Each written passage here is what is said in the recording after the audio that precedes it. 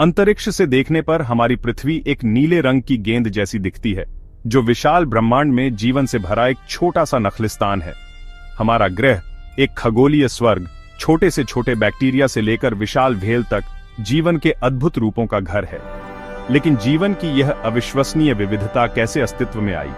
इस अनोखे ग्रह पर हम मनुष्य कैसे विकसित हुए? हमारी यात्रा पृथ्वी पर एक नजर डालने से शुरू होती है। अरबों साल पहले पृथ्वी एक बहुत ही अलग जगह थी। पिघली हुई चट्टान और जहरीली गैसों का एक उग्र कड़ाही। युगों से यह ठंडा हुआ और बदल गया। महासागर बने, महाद्वीप स्थानांतरित हुए और जीवन अपने सबसे आदिम रूप में उभरा। यह उस यात्रा की कहानी है, पृथ्वी पर जीवन के विकास की महाकाव्य गाथा। एक ऐसी समय रेखा की कल्पना कीजिए जो अरबों साल पीछे जाती है। यह समय रेखा पृथ्वी का इतिहास है, भूवैज्ञानिक युगों और जैविक क्रांतियों का एक भव्य इतिहास। शुरुआती अध्याय साधारण जीवन रूपों से भरे हुए हैं, एकल कोशिका वाले जीव जो आदिम महासागरों में रहते थे। जैसे जैसे हम इस समय रेखा के साथ आगे बढ़ते हैं, जीवन और अधिक जटिल होता जाता है। पौधे विकसित हुए, ऊर्जा के लिए सूर्य के प्रकाश का उपयोग किया और ऑक्सीजन छोड़ दिया, जिससे वातावरण बनता है। जानवर उभरे, पहले समुद्र में और फिर जमीन पर, रूपों की एक चमकदार श्रृंखला में विविधता लाते हुए, और फिर इस भव्य समय रेखा पर अपेक्षाकृत हाल ही में मनुष्य आए। विकास इस अविश्वसनीय कहानी के पीछे प्रेरक शक्ति है। यह पीढ़ी दर पीढ़ी सभी जीवित जीवों में परिवर्तन की प्रक्रिया है। यह किसी पूर्व निर्धारित लक्ष्य की ओर ले जाने वाली सीढ़ी नहीं है, बल्कि एक शाखाओं वाला पेड़ है, जिसमें प्रत्येक शाखा अपने पर्यावरण के अनुकूल एक अलग वंश का प्रतिनिधित्व करती है। यह प्रक्रिया एक सरल लेकिन शक्तिशाली तंत्र द्वारा संचालित होती है। प्राकृतिक चयन, अस्तित्व और प्रजनन के संघर्ष में जिन व्यक्तियों में ऐसे लक्षण होते हैं जो उन्हें लाभ देते हैं, उनके अपने वंशजों को वे लक्षण पारित करने की अधिक संभावना होती है। समय के साथ ये लाभप्रद लक्षण आबादी में अधिक सामान्य हो जाते हैं, जिससे नई प्रजातियों का विकास होता है। चार्ल्स डार्विन, एक प्रकृतिवादी जिसने जीवन की हमारी समझ में क्रांति ला दी, ने इस प्रक्रिया को प्राकृतिक चयन कहा। उन्होंने माना कि एक आबादी के भीतर व्यक्ति अपने लक्षणों में भिन्न होते हैं। उन्होंने यह भी देखा कि जीव जितना जीवित रह सकते हैं, उससे अधिक संतान पैदा करते हैं। इन टिप्पणियों से डार्विन ने निष्कर्ष निकाला कि अपने वातावरण के अनुकूल लक्षणों वाले व्यक्ति जीवित रहने और प्रजनन करने की अधिक संभावना रखते हैं। इन लाभप्रद लक्षणों को अपनी संतानों को देते हैं। समय के साथ यह प्रक्रिया नई प्रजातियों के विकास की ओर ले जाती है। प्रत्येक जीवन के जाल में अपने विशेष स्थान के अनुकूल होती है। भाग 5, समय की चट्टानें, जीवाश्म और जीवन का इतिहास। लेकिन हम सुदूर अतीत के जीवन के बारे में कैसे जानते हैं? इसका उत्तर पृथ्वी के भीतर ही दबा हुआ है। जीवाश्म प्राचीन जीवों के संरक्षित अवशेष या निशान, अतीत के स्नैपशॉट की तरह हैं, जो हमें बहुत पहले के जीवन की झलक प्रदान करते हैं। प्राचीन जीवन के ये अवशेष तलछटी चट्टानों में पाए जाते हैं, जो लाखों वर्षों में परत दर परत बनते हैं। प्रत्येक परत एक इतिहास की किताब के एक पृष्ठ की तरह होती है, जिसमें सबसे पुरानी परतें सबसे नीचे और सबसे छोटी सबसे ऊपर होती है। इन परतों में जीवाश्मों का अध्ययन करके जीवाश्म विज्ञानी पृथ्वी पर जीवन के इतिहास को जोड़ सकते हैं। भाग 6 कोड में लिखा, डीएनए और चिंपैंजी कनेक्शन। विकास की कहानी हमारे जीन में भी लिखी गई है। डीएनए वह अणु जो जीवन के लिए आनुवंशिक निर्देशों को वहन करता है, विभिन्न प्रजातियों के बीच संबंधों को समझने के लिए एक शक्तिशाली उपकरण प्रदान करता है। विभिन्न जीवों के डीएनए की तुलना करके वैज्ञानिक यह निर्धारित कर सकते हैं कि वे कितने निकट से संबंधित हैं। परिणाम चौंकाने वाले हैं। मानव डीएनए चिंपैंजी हमारे निकटतम जीवित रिश्तेदारों के समान है।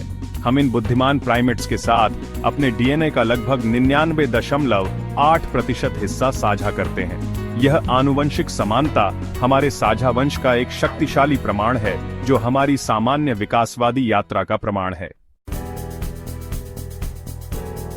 भाग 7, लूसी से मिलें, हमारे प्राचीन पूर्वज। अब तक खोजे गए सबसे प्रसिद्ध जीवाश्मों में से एक लूसी का है, जो ऑस्ट्रेलोपिथेकस एफ्रेंसिस प्रजाति का 32 लाख साल पुराना सदस्य है। लूसी हालांकि आधुनिक मनुष्यों की तुलना में बहुत छोटी थी, 2 पैरों पर सीधी चलती थी। जो हमारे वंश की एक परिभाषित विशेषता है। उसकी खोज ने मानव विकास को समझने के लिए महत्वपूर्ण साक्ष्य प्रदान किए। यह दर्शाता है कि द्विपादवाद हमारे बड़े दिमाग के विकास से बहुत पहले विकसित हुआ था। लूसी हमारे विकासवादी इतिहास में एक महत्वपूर्ण चरण का प्रतिनिधित्व करती है, जो हमारे वानर जैसे पूर्वजों और आधुनिक मनुष्यों के बीच की खाई को पाटती है।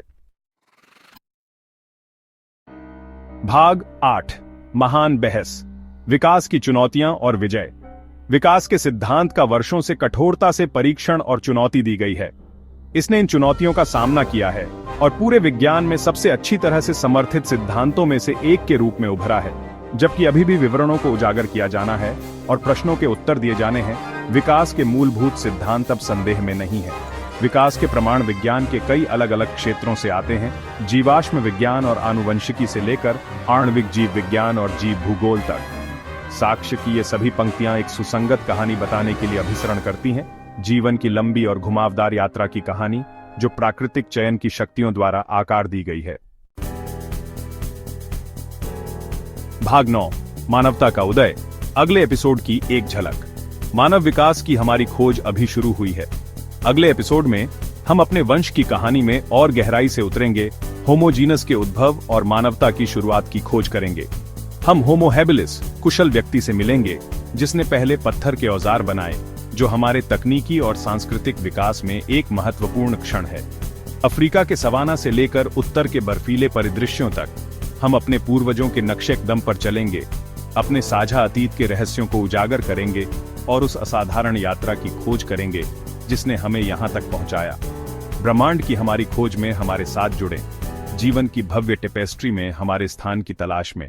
तो अब हम ह्यूमन इवोल्यूशन का चैप्टर बंद करके सिविलाइजेशन की शुरुआत की कहानी देखेंगे। सोचो, एक दुनिया जहां खेतीबाड़ी शुरू हुई और घूमने फिरने वाले लोग एक जगह रहने लगे, शुरुआती शहर बने और अलग अलग कल्चर और नई नई चीजें बनने लगीं। इस चैप्टर में हम लिखने के तरीके के बारे में जानेंगे जिससे हमारी हिस्ट्री लिखी गई। मेसोपोटामिया से लेकर नील नदी के किनारे तक हम देखेंगे कि कैसे इन सब ने मिलकर आज के जमाने की नींव रखी। हमारे साथ जुड़िए और देखिए कैसे पुराने जमाने के लोगों ने कमाल की चीजें बनाई और कैसे दुनिया में सिस्टम आना शुरू हुआ। ये कहानी है हमारे पुरखों के दिमाग और मेहनत की, जो दिखाती है कि इंसान हमेशा आगे बढ़ता रहता है। डॉन ऑफ सिविलाइजेशन के इस सफर में हमारे साथ बने रहिए। चलो, अब हम सिविलाइजेशन के शुरुआत के बाद एक नया चैप्टर शुरू करते हैं, एज ऑफ एक्सप्लोरेशन। सोचो, एक ऐसी दुनिया जहां लोगों की क्यूरियोसिटी और करेज ने पूरी दुनिया की बाउंड्रीज को पुश किया। इस टाइम में बहुत सारे डेयरिंग वॉयजेस हुए, जैसे इंट्रेपिड एक्सप्लोरर्स कोलंबस, जो अटलांटिक के पार गया, और मैगलन, जिसने पूरी दुनिया का जर्नी किया। ये एडवेंचरर्स बिना जाने पहचाने समुद्र में गए, क्योंकि उन्हें नॉलेज, वेल्थ और नई जमीन की प्यास थी। उनकी खोजों ने नक्शे बदल दिए, कॉन्टिनेंट्स को जोड़ दिया और ह्यूमन हिस्ट्री को हमेशा के लिए बदल दिया। हर एक्सपीडिशन में अनोखी जमीनों, नए लोगों और अनगिनत खजानों की कहानियां आईं, जिससे और ज्यादा एक्सप्लोरेशन और आइडियाज का एक्सचेंज हुआ। हमारे साथ इस थ्रिलिंग एरा में आओ, जहां एडवेंचर की कोई सीमा नहीं थी। ईस्ट के स्पाइस रूट्स से लेकर वेस्ट की न्यू वर्ल्ड तक हम उन लोगों की ट्रायम्फ्स और ट्रायल्स के बारे में जानेंगे, जिन्होंने अननोन को एक्सप्लोर करने की हिम्मत की। यह ह्यूमैनिटी की उस लगातार कोशिश की कहानी है, जिसमें वो अपने आसपास की दुनिया को समझना और उस पर कॉन्कर करना चाहती थी। हमारे साथ बने रहिए जब हम एज ऑफ एक्सप्लोरेशन में जाएंगे। नमस्ते दोस्तों, और औद्योगिक क्रांति में आपका स्वागत है। एक ऐसा समय जिसने पूरी दुनिया को बदल दिया। सोचो, एक ऐसी दुनिया जहां भाप के इंजन और मशीनों वाले कारखाने हर जगह थे और हाथ से काम करना पुराना हो गया। इसी समय स्पिनिंग जेनी, स्टीम लोकोमोटिव और पावर लूम जैसी चीजें बनी और कपड़े बनाने से लेकर यातायात तक सब बदल गया। लेकिन औद्योगिक क्रांति सिर्फ मशीनों के बारे में नहीं थी, इसने समाज को भी बदल दिया। लोग शहरों में कारखानों में काम करने के लिए आने लगे, जिससे शहर बड़े हुए और रहने का तरीका बदल गया। खेतीबाड़ी की जगह अब कारखाने और उद्योग ज्यादा महत्वपूर्ण हो गए और मॉडर्न कैपिटलिज्म और ग्लोबल ट्रेड की शुरुआत हुई। लेकिन इतनी तरक्की के साथ कुछ मुश्किलें भी आईं। कारखानों में काम करने की हालत बहुत खराब थी, छोटे बच्चों से भी काम करवाया जाता था और एनवायरनमेंट को भी नुकसान हुआ। फिर भी इसी समय में हुई नई खोजों ने आगे चलकर टेक्नोलॉजी को और बेहतर बनाया, जिसका असर आज भी हमारी दुनिया पर है। तो चलिए हम मिलकर इन आविष्कारों और उनके प्रभावों को समझते हैं और देखते हैं कि कैसे औद्योगिक क्रांति ने हमेशा के लिए दुनिया का इतिहास बदल दिया।